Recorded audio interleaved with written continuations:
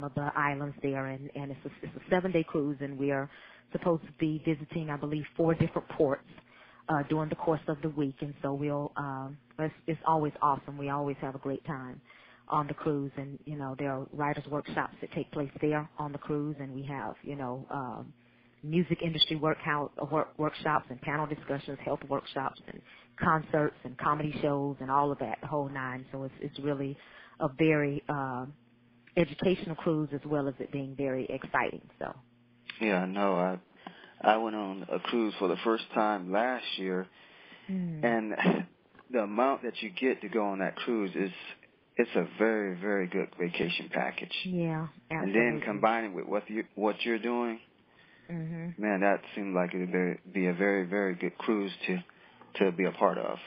Yeah, it is. I don't think we've ever gotten a negative word regarding the cruise. Everybody who's ever been on it, on every year that we go, they come back, and they speak very high praises of the cruise. Even the entertainers who come on board, and we're talking about some heavy hitters in the gospel industry that are on board that come, and they are just down to earth. They're not, they don't come on and act like the star of the show. Everybody's willing to, take pictures and just eat with you and, laugh with you. It's just, just like having another friend on board with you, and so it's a lot of fun. That sounds good. Where can someone go to get more details about your cruise and possibly book? They can go to cruisinforchrist.org, and that's CRUISINFORCHRIST, so no G on the end of cruising, so it's cruisinforchrist.org.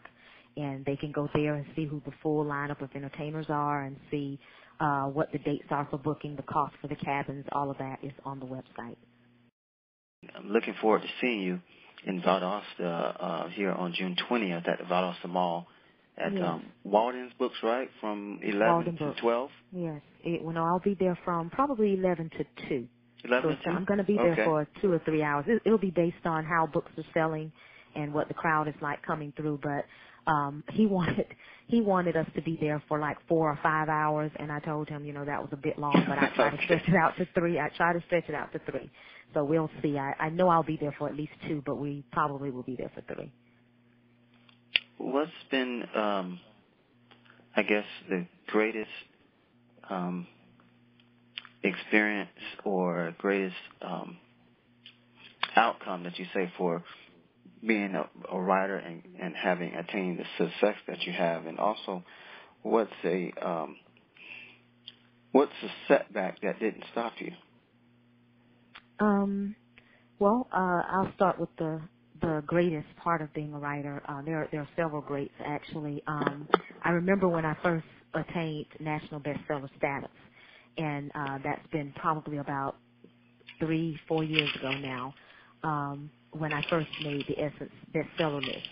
And for me, at that moment, that was probably the high point of my career to that point as a writer.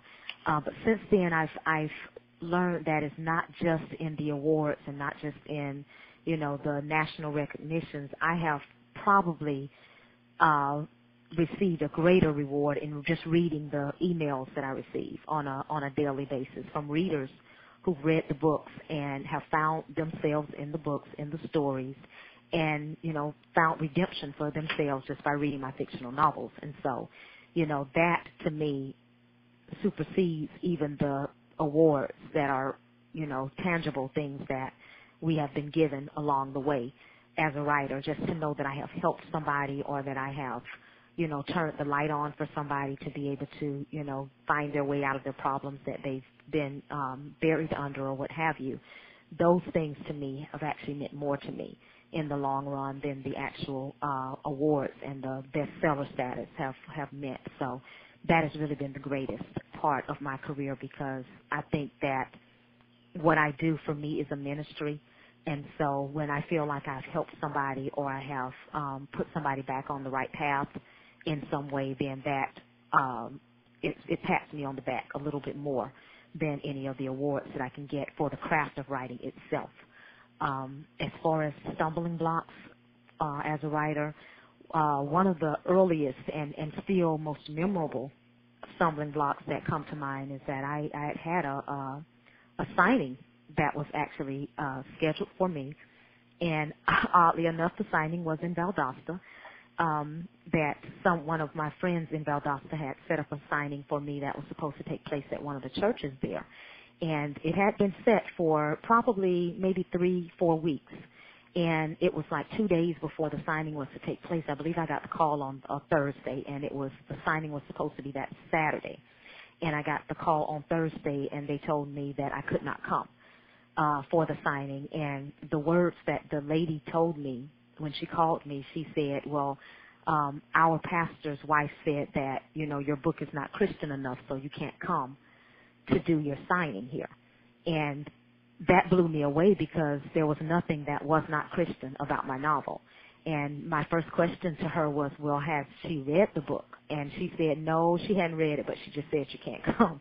And so for me, it took the wind out of my sail for the moment that I heard that.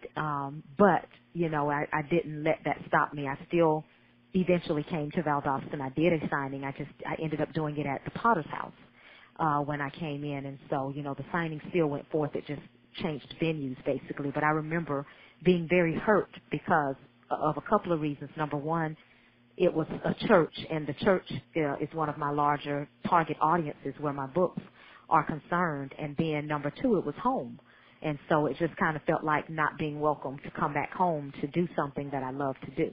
And so that, became one of the scars for me in my earlier days of writing. And this was still when I think I only had one book that was out at the time, so I was still in that first year of being a writer. But, I rose above it, and that's one of those things that comes along with writing. You have your disappointments, but you have to be able to, get up and keep going, and don't let them discourage you to the point that you no longer follow your passion.